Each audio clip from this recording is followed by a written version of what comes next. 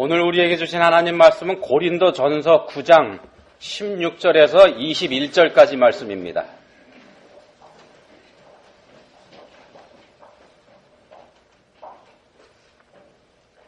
한 목소리로 읽겠습니다.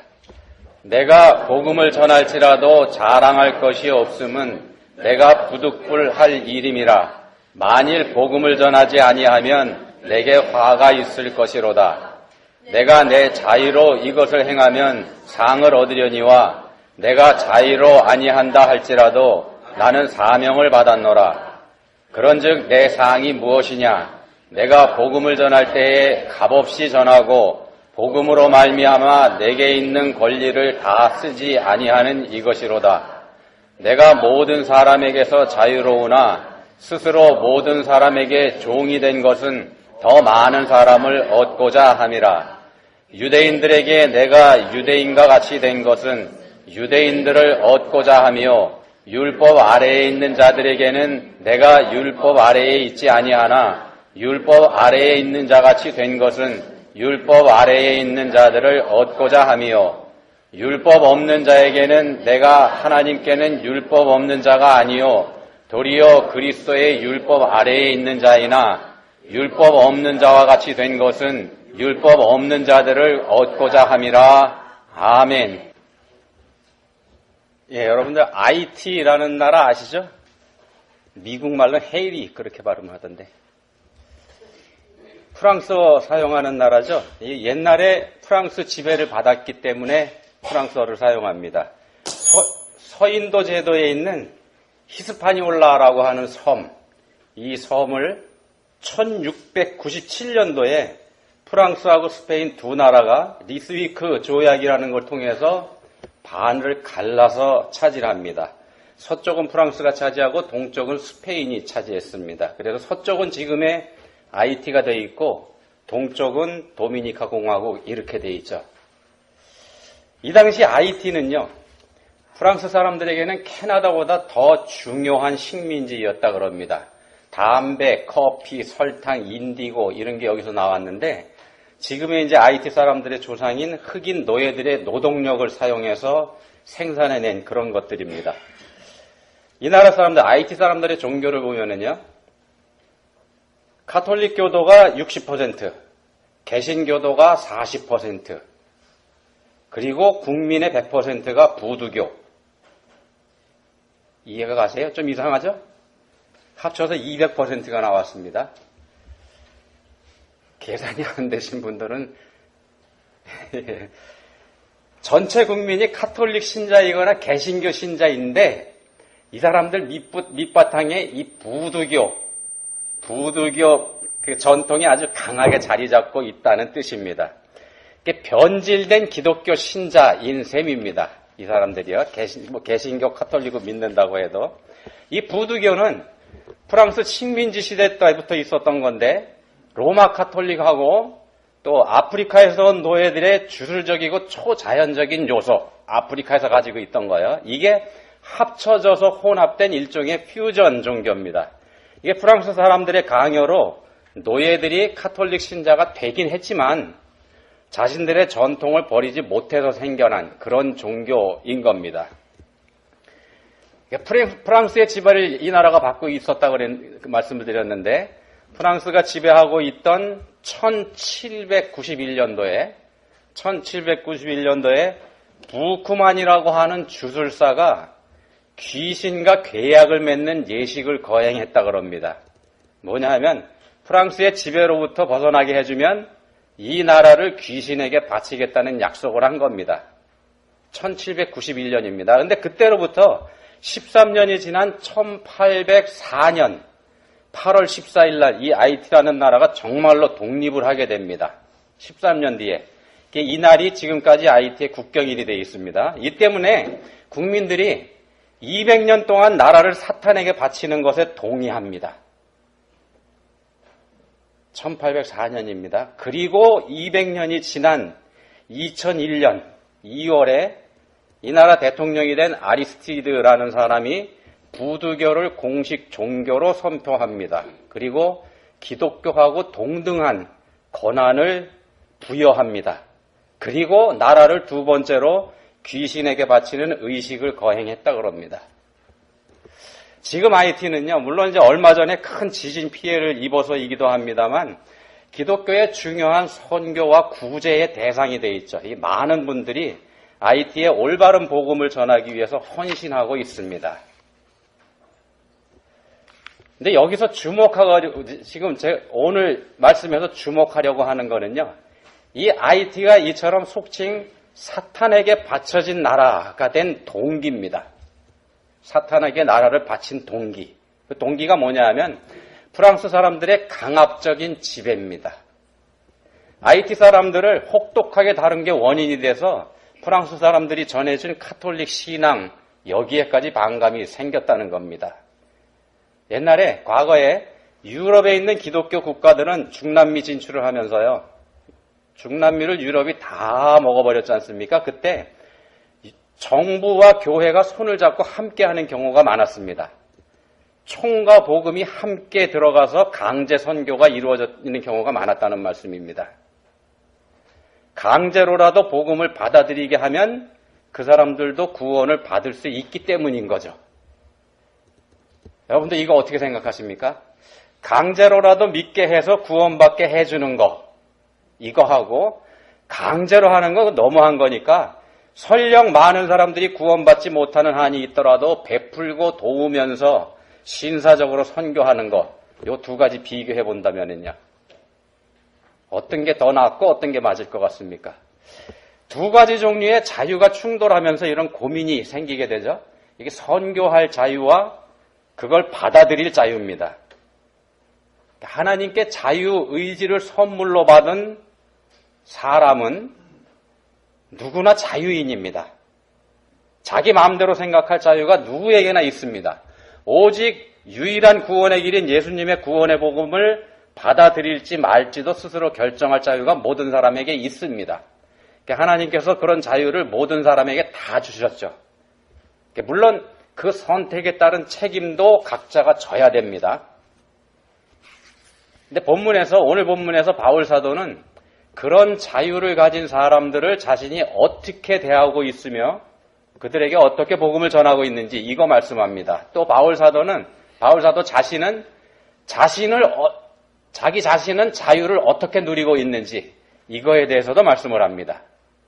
본문을 오늘 살펴보면서요, 참 자유, 그러니까 진짜 자유, 이게 뭔지 이거에 대해서 한번 생각해 보도록 하겠습니다. 수요일 성경 공부 때는 제가 한두 번 다룬 적이 있는 말씀입니다만 이런 거 여러분 생각해 보신 적이 있으신가 모르겠습니다.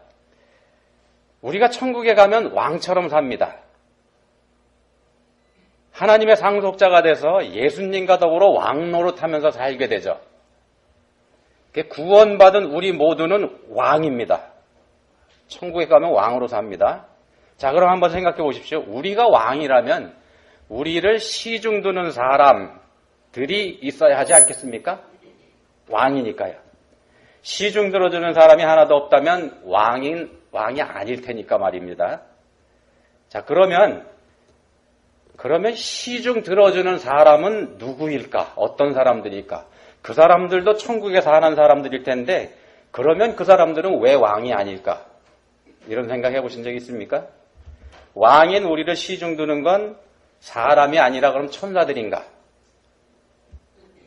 우리를 시중 들어주는 사람은 없는 건가? 그러면 우리가 정말로 왕인가? 모든 사람이 왕이라면 우리 각자가 얼마나 넓은 영토를 차지하고 있게 될까? 또 그 땅에는 우리가 차지한 영토, 다스리는 땅에는 국민은 그럼 한 사람도 없는 건가? 그렇다 그러면 우린 도대체 어느 나라의 왕인가? 우리가 왕이긴 한가? 머리가 좀 복잡해지시는 것 같지 않으세요? 우리가 속고 있는 거 아닌가 하는 그런 걱정 생기지 않으시는가 모르겠습니다. 성경에서 말씀하는 것처럼 우리 모두가 왕노릇하게 된다는 말이 논리적으로 모순이다. 이런 생각 드시지 않습니까? 이 세상 관점으로 보면은요, 세상 관점으로 보면 논리적으로 모순이라는 생각이 들지 않을 수 없습니다. 근데 그렇지만 성경은 절대로 틀린 말씀하지 않습니다. 왜냐하면 성경 말씀은 사람들이 지어낸 말이 아니라 하나님 말씀이기 때문입니다. 이런 거 생각해보면 우리 머리가 복잡해지는 이유는 우리가 이 세상 논리에 길들여져 있기 때문입니다. 세상 방식으로는 하나님을 이해할 수 없기 때문이라는 말씀입니다. 이 세상의 방식, 그러니까 사탄에 의해서 왜곡된 방식으로 생각하기 때문에 하나님 나라가 이해가 가지 않기 때문에 이런 고민이 우리한테 생기게 됩니다. 이 세상에서 높은 사람이라 그러면은요, 섬김을 받는 사람입니다. 누군가를 섬기는 사람은 그 섬김을 받는 사람보다 낮은 지위에 있는 사람입니다. 높은 사람은 섬김을 받는 사람이고 낮은 사람은 높은 사람을 섬기는 것, 이게 세상의 방식입니다.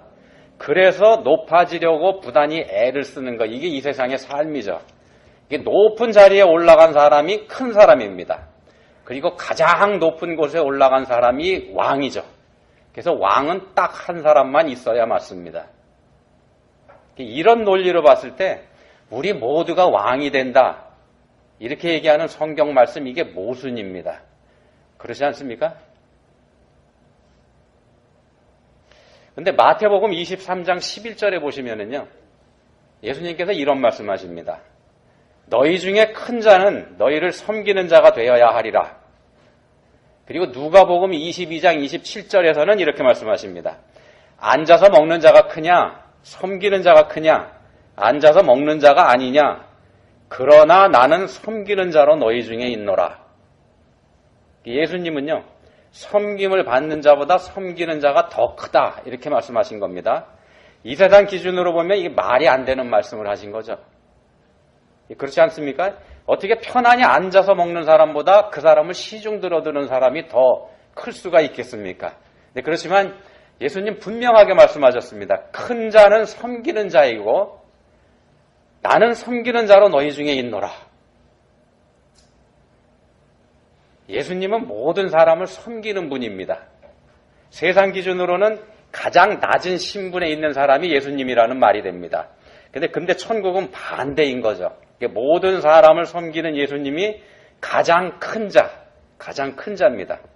섬기는 사람이 더 큰 사람이 되는 것, 이런 것이 천국입니다. 천국은 우리 각자가 넓은 영토를 차지하고 그 영토 안에서 혼자 왕으로 군림하면서 섬겨주는 사람 하나 없이 외롭게 사는 곳, 그런 곳이 아니라는 겁니다.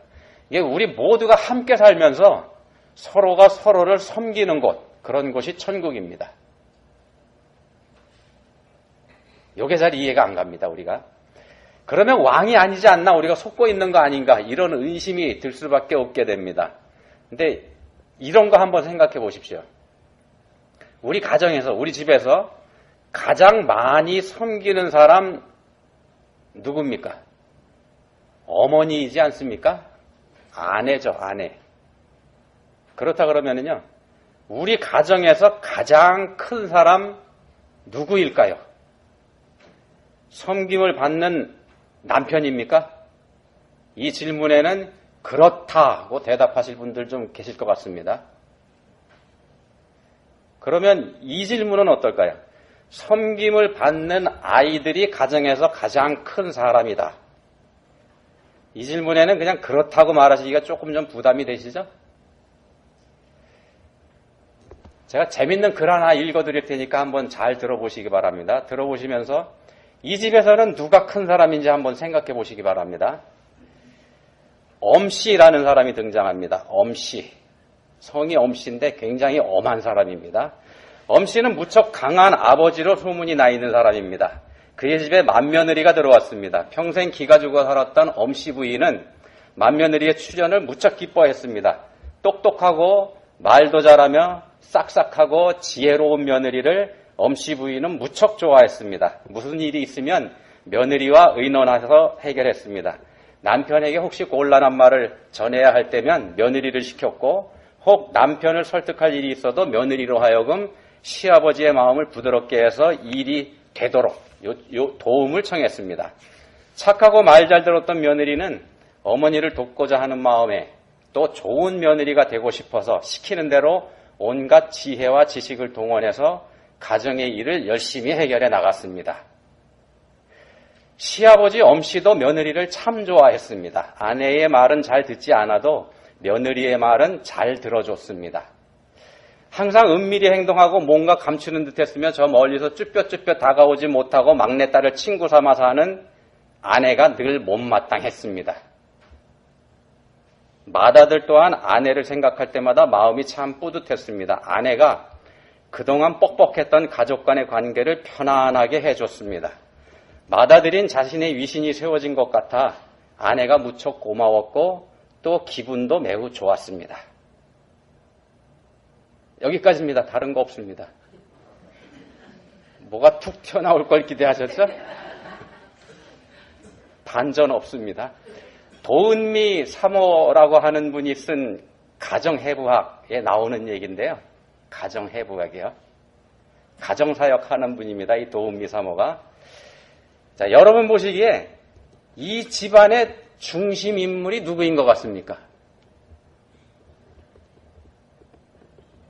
누가 이 집안에서 중심 인물일까요? 네 사람 등장했습니다. 황 씨가 있고 황 씨의 아내, 그리고 맏아들, 맏며느리 네 사람 등장했습니다.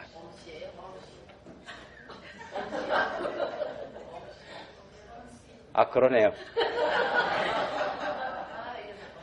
죄송합니다. 엄씨입니다. 엄씨의 아내, 며느리, 아들. 이렇게 네 사람입니다. 자, 이 중에 누가 이 가정의 중심 인물인 것 같습니까? 예.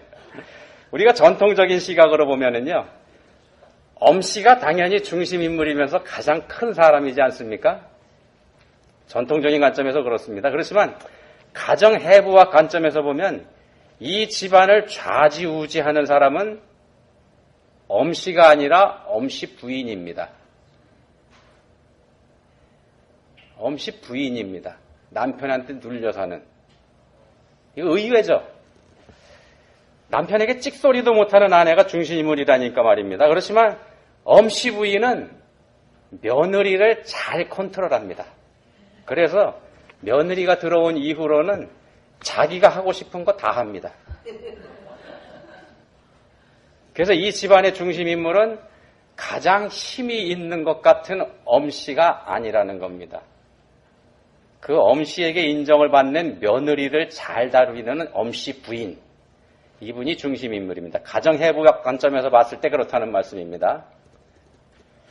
자, 이 가정해부학은 이 세상에 실존하는 가정을 다루는 학문입니다. 근데 이 세상의 모든 것이 그런 것처럼 가정도 왜곡되어 있습니다. 우리 가정도 왜곡되어 있습니다. 가정해부학에서 보는 건 왜곡된 상태의 가정이라는 말씀입니다. 그렇지만 왜곡되지 않은 성경적 관점으로 보면은 이 집안에서 가장 큰 사람이 누구냐 하면 맏며느리입니다. 성경적 관점, 그러니까 섬기는 자가 큰 사람이 되는 하늘나라 시각으로 본다면 그렇게 된다는 말씀입니다. 주장하지 않고 모든 사람을 섬기면서 모두를 행복하게 해주는 맏며느리가 이 가정에서, 이 집안에서 가장 사랑받는 사람이지 않습니까? 가장 큰 사람이 된다는 겁니다. 방금 제가 가장 사랑받는 사람이 맏며느리다 이런 말씀 드렸습니다. 가장 사랑받는 사람이 맏며느리다. 여기에 포인트가 있습니다. 하나님은 사랑이시죠. 하나님은 사랑 그 자체이십니다. 이 사랑은 하나님으로부터 오는 거죠. 당연히 하나님이 계시는 하늘나라, 그러니까 천국은 사랑의 나라입니다. 사랑으로 다스리는 나라고 사랑으로 돌아가는 나라가 천국이죠. 천국은 사랑하는 나라입니다. 사랑이 뭔지 고린도전서 13장 4절부터 7절에 이런 말씀이 있습니다. 우리가 다 잘 아는 말씀입니다. 사랑은 오래 참고 사랑은 온유하며 시기하지 아니하며 사랑은 자랑하지 아니하며 교만하지 아니하며 무례히 행치 아니하며 자기의 유익을 굳지 아니하며 성내지 아니하며. 한마디로요, 사랑은 남을 배려하는 거죠. 이게 사랑하는 사람을 위해 주는 것, 이게 사랑이지 않습니까? 그리고 사랑하는 그 사람이 행복해하는 걸 볼 때 섬기는 자기 자신도 행복해지는 것, 이게 사랑이지 않습니까? 이게 사랑입니다. 하나님 나라가 바로 그런 곳입니다. 사랑하는 삶이 천국의 삶입니다. 내가 사랑하는 사람을 내 마음대로 사랑할 수 있다면 우리가 얼마나 행복할까? 누구의 방해나 누구의 간섭도 받지 않고 내 마음껏 사랑할 수 있다면 말입니다. 이제 그런 사랑을 할 수 있다면 세상 부러울 것 없는 사람이지 않겠습니까? 그런 사랑을 하는 사람이라면 말입니다. 이런 자유가 참 자유, 진짜 자유라고 우리가 할 수 있을 겁니다. 내가 사랑하고 싶은 사람 맘 놓고 사랑하는 거. 천국이 바로 그런 곳입니다. 온통 내가 사랑하는 사람들로 가득 차 있는 곳, 내가 정말로 사랑하는 사람들만 있는 곳, 나 자신을 다 줘도 아깝지 않은 그런 사람들만 있는 곳, 주고 싶은 대로 내 마음껏 다 줄 수 있는 것, 그렇게 다 줘도 후회하거나 배신당할 염려가 전혀 없는 곳, 사랑하는 자유를 마음껏 누릴 수 있는 곳, 그런 곳이 천국입니다. 그리고 그런 자유가 참 자유입니다. 진짜 자유가 그런 것이지 않겠습니까? 힘없는 사람을 붙잡아서 노예로 부리면서 구원의 복음으로 알량한 자비를 베푸는 사람이 누리는 것, 이거 진정한 자유 아닙니다. 이건 기껏해야 왜곡된 자유고 가짜 자유입니다. 자신의 최선을 다하면서 모든 사람을 행복하게 만들어주는 자유, 모두의 행복을 위해서 자신을 스스로 희생하는 황씨 집안의 아니죠? 또 잘못 나왔네요. 엄씨 집안의 맏며느리 자유, 이게 더 나은 자유입니다. 이게 진짜 자유입니다. 본문에서 바울 사도가 바로 그런 자유를 생각하고 있습니다. 본문 19절에서 이렇게 말씀합니다. 본문 19절 말씀입니다. 내가 모든 사람에게서 자유로우나 스스로 모든 사람에게 종이 된 건 더 많은 사람을 얻고자 함이라. 진짜 자유인은요, 자기 자신을 자기가 사랑하는 사람에게 종으로 줄 수도 있는 사람입니다. 이 사람이 진짜 자유인입니다. 자기 자신을 자기가 사랑하는 사람한테 종으로 줄 수도 있는 사람. 그런 자유를 가진 사람이 참 자유인입니다. 그런 자유를 마음껏 누리는 사람이 바로 왕이라는 말씀입니다. 왕이라는 게 그겁니다. 자기 마음대로 다 할 수 있기 때문이죠. 이 천국은 그런 삶을 사는 곳입니다. 그런 삶을 사는 곳이 천국입니다. 그런 자유를 누리는 왕으로서 사는 곳이 바로 천국이라는 말씀입니다. 우리 예수님께서 우리에게 오셔서 보여주신 모습이 바로 이런 겁니다. 당신의 생명보다 더 사랑하는 사람들을 위해서 당신의 모든 걸 내어주시고 그리고 섬기는 종이 되는 자유를 마음껏 누리는 삶을 사신 거 말입니다. 이게 예수님이 사신 삶이거든요. 우리도 이런 삶을 살 수 있으면 이 세상에 살면서도 이미 천국의 삶을 누리면서 사는 겁니다. 이제 이 자리에 있는 우리 모두가 예수님께서 보여주신 이런 참 자유를 누리면서 왕처럼 살 수 있기를 예수님 이름으로 축원드립니다. 기도하시겠습니다.